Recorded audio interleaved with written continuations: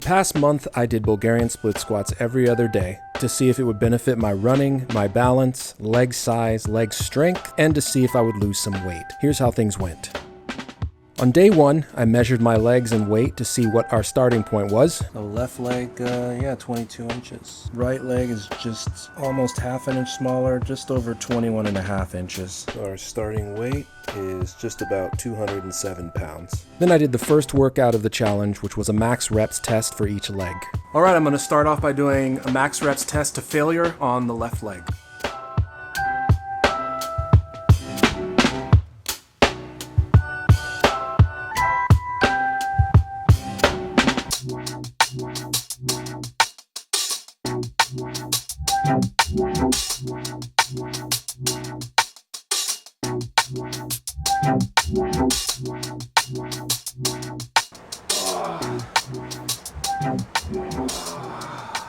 So we got 43 reps on the left leg. All right, time to test the right leg.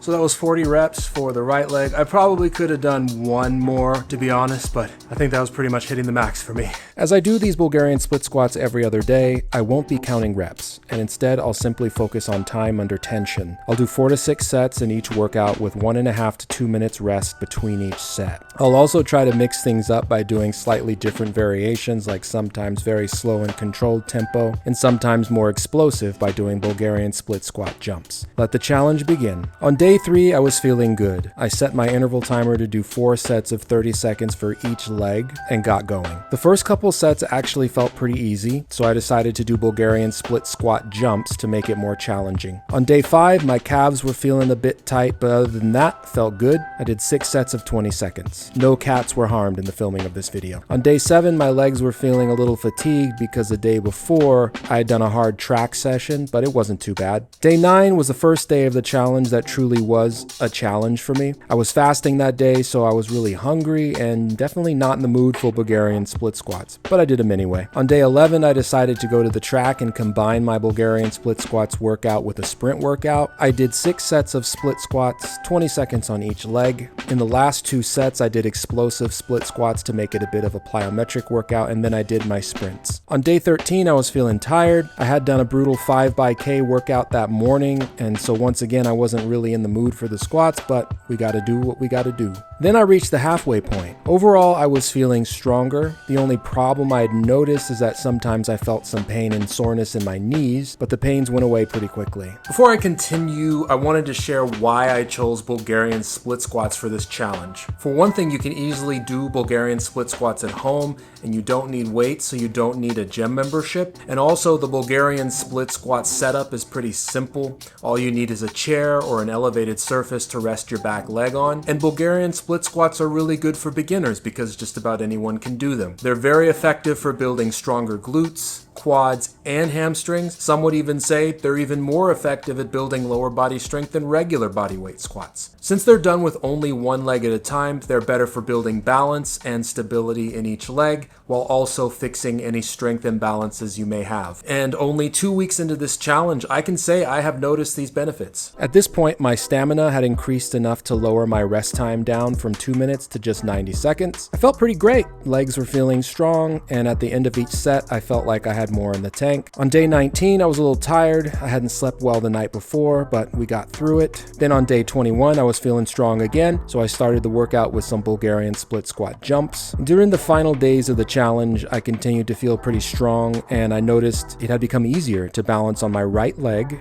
which has always been a bit weaker than my left leg. So my balance was definitely improving, and I think my form had really improved at this point. Specifically, I think I was doing a much better job of keeping my core tight while doing the squats, and I felt like I had much more speed and stamina. And then finally, the last day of the challenge arrived. Well, it's the final day, and I'm honestly a little bit surprised at how quickly this went by. So I'm gonna do a test now to see what my maximum reps are for each leg to see how much stronger I got.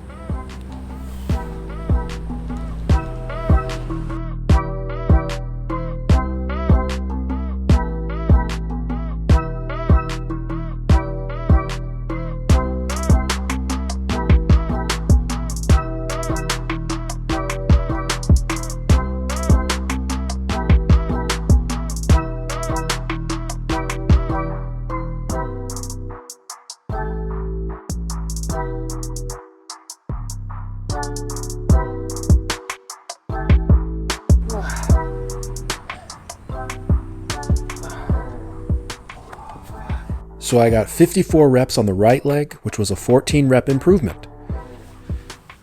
Man, that burns. Now it was time to test the left leg.